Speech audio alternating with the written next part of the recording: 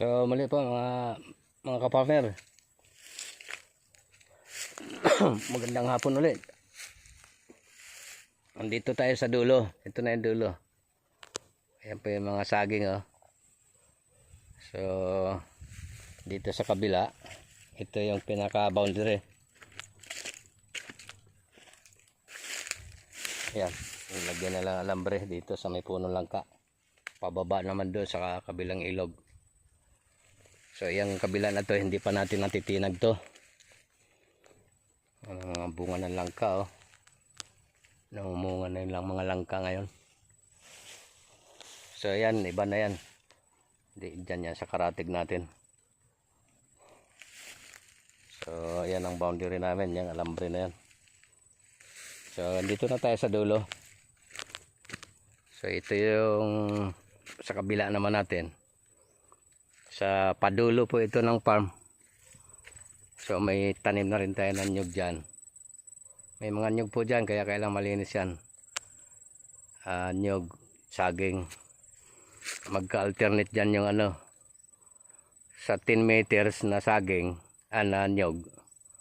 10 meters yung pagitan nila. Naglagay tayo sa gitna ng mga saba saging. So yan po. Pero itong kabila na to, na portion na to, hindi pa natin natitinag ito.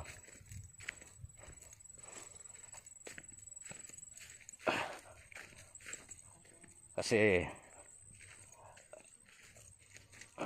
hindi na inabot ng ano natin. Hindi na kaya nung tawag dito yung budget.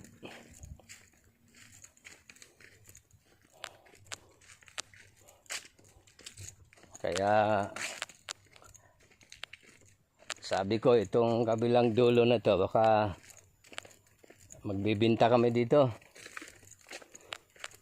At yan, nakikita naman yung along the road, oh. Kaya doon sa mga interesado, mangyari lamang,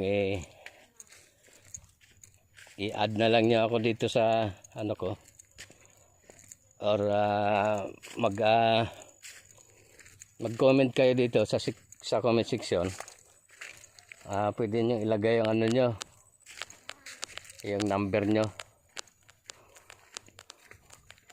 or pwede rin mag-comment lang kayo, makikita ko na yun.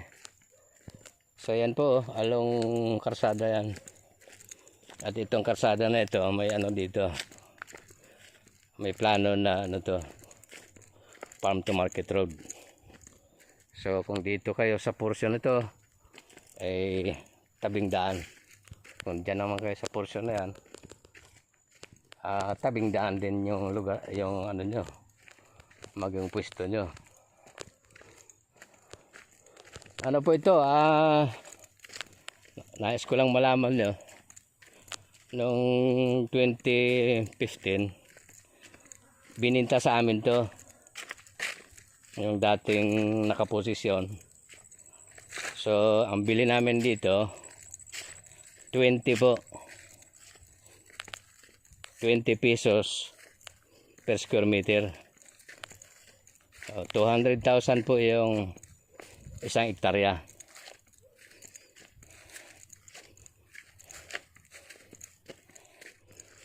So kasi nabili na, tumakbo na yung ilang panahon at may mga tanim na nga yan, medyo iba po yung presyo. Kaya kung sa mga interesado, yan, katulad po niyan, oh, napakagandang lupa niyan, basal na basal. Saka ito pong lugar na ito, kahit kailan hindi kayo lulubog dito sa baha.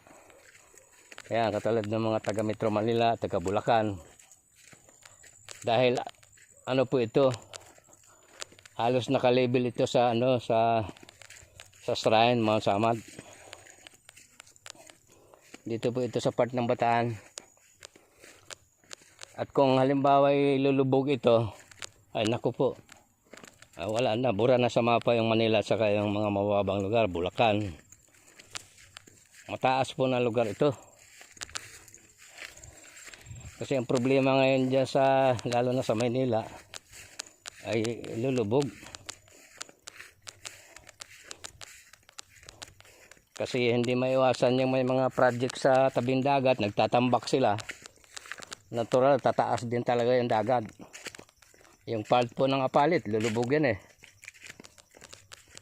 Marami na tayong mabubura na sa mapa ng mga isla. Yung part ng Apalit, Makabibi, yan, mga pagdating ng tag-ulan, flooded yan. Yung bukid namin doon sa Apalit,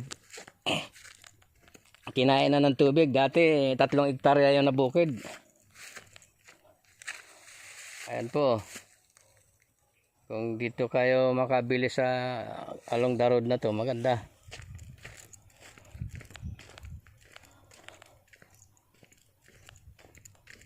Ganun po kalayo yung nilakbay ko. Ano pa lang yan. Kaya pagka inikutan ko yung boundary mismo niyan, malayo. Minsan maabot ako ng yung may kasamang tabas-tabas. Umaabot kang yung kalahating araw. Iikutan yung buong boundary kasi iniikutan ko yan para kasi walang makapasok.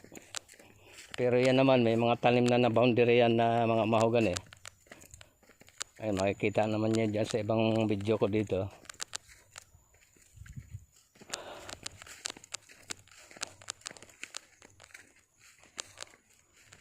So malawak-lawak po itong yung at sa ayaw sa hindi ng gobyerno, itong lugar na to magiging kabahayan din to balang araw, ilang panahon na lang. Diyan sa baba, marami na pong mga kabahayan dyan. Kasi parami ang tao. Isipin nyo kung tayo ngayon ay 110 million. Ilagay na lang natin mag times 2 yan next year. Kasi marami na tayong mga dalaga na, mga binata. Palagay natin yung totally ready to breeding na. Yung ipalagay natin yung 50 million na lang yung napakarami natin.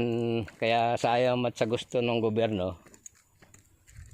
Yung gobyerno kasi kasama tayo doon. Tayo ang nagtatag ng gobyerno eh. Yung iba lang hindi nila naintindihan. Kaya pagdating sa gobyerno ang pag-uusapan, natatakot.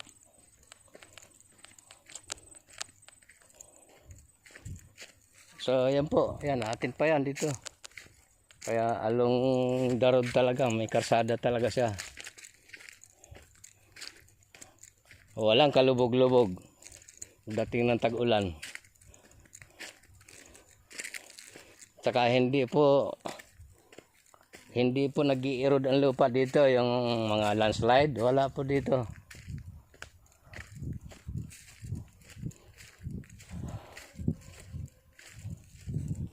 Wala pong sa tagal ko na dito, wala namang nabalita na kagaya doon sa Antipolo, Rizal. Yun ang talagang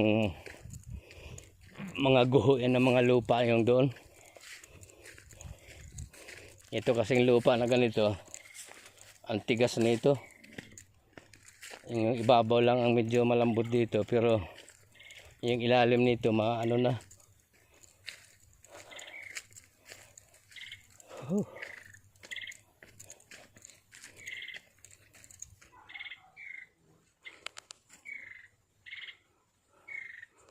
Yan. Kinakantahan tayo ng ibon.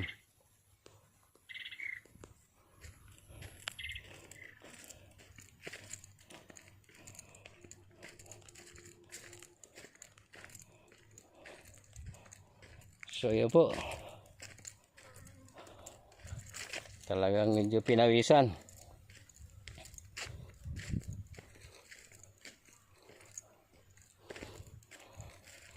Ganda pa naman ng tanawin dito sa lugar na to. Kaya plano ko dito sa taas na to may kubo rin. Tanaw na tanaw po yung Manila Bay. Tingnan natin banda rito kung masilip natin yung Manila Bay.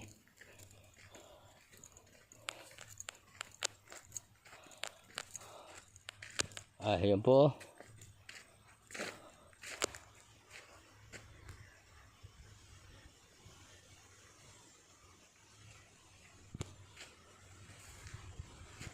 Yan po yung portion na yan, Manila Bay yan.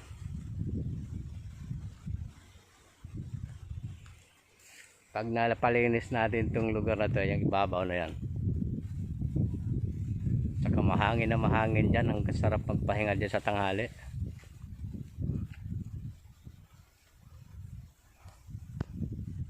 Daming bunga ng ng nyug oh. Patag-patag po yung ibabaw na yan. Yan na yung pinakamataas dito sa lugar na to. Yan yung tinatawag ko na pang-apat na uphill dito sa farm. So ayan, pabalik na ulit tayo dito.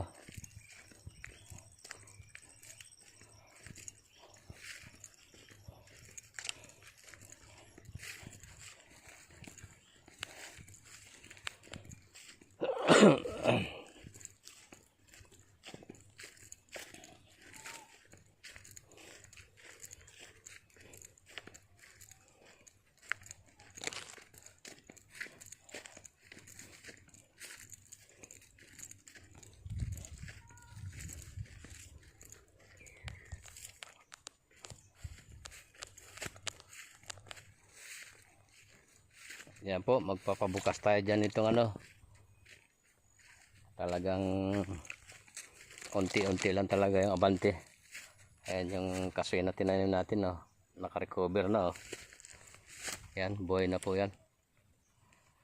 Diyan sila magga-grass cutter. Papunta dito yung nila.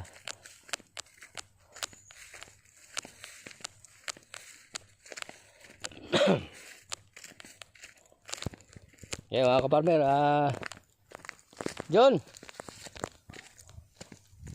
halika. Yan mga kaparmer, hanggang dito na lang sa na to, sa yugto na to. Maraming salamat sa inyo at magandang hapon. God bless po sa ating lahat.